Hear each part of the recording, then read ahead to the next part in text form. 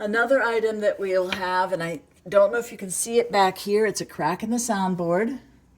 That is no big deal at all. Soundboard grain comes down one way, which as you can see where the crack is coming down. There are ribs on the back that go the opposite way, and what happens is when you have a crack, the ribs become loose. And right around C5 to E5, you play the note and it keeps ringing. Even though you don't have, that's a soundboard vibrating. In our case, up here in New England, you're going to see that in the wintertime, not in the summer. So it's a really fun, simple thing where we glue this, put a little bit of glue between the rib and the soundboard, we screw them back together, and they're all fixed. It's a fun repair. I love doing it. But it takes a couple hours. 15 minutes? But you have to take the No, it's you do doing it while from it's in. behind. Oh, okay. Yep. Yeah, I did go to look at a piano with somebody, and the guy was playing in it. It sounded great, and I walked around the back and noticed all the ribs had fallen down. And I'm like, no, that's not going to be your piano.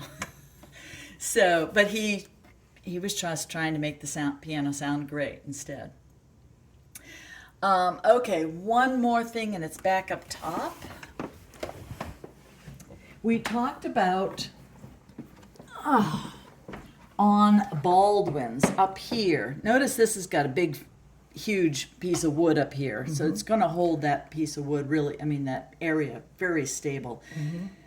The bulk of this piano will never die. The action can die because it's got more things, but the case itself is really strong. And what I mentioned is, okay, so you've got the cast iron plate, then you've got the pin block, and then you've got the structure behind.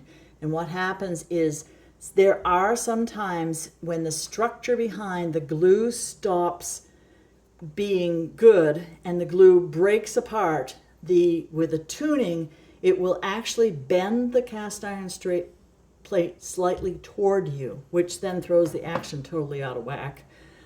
It will bend slightly towards you, and it will open up the crack in behind.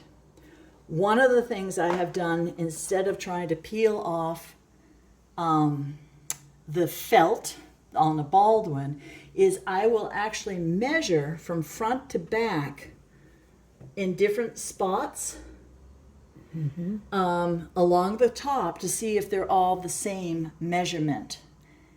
From front to back, measuring it. If there's wider, then I know there's definitely a crack going on. I did come across one that had a whole inch extra crack opening, and I said, I'm sorry, that's just done.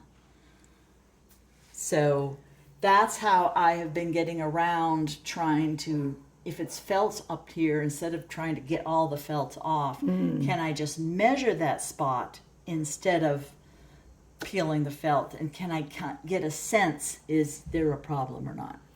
So the pins, the space between the pins, the grooves on the felt, looking to see that there are grooves. Any old technician's colored chalk? Any old, someone has marked the pin. Yep. And the color of the parts in general. How light brown or dark brown they are. Right. And then basically it's just the fluff.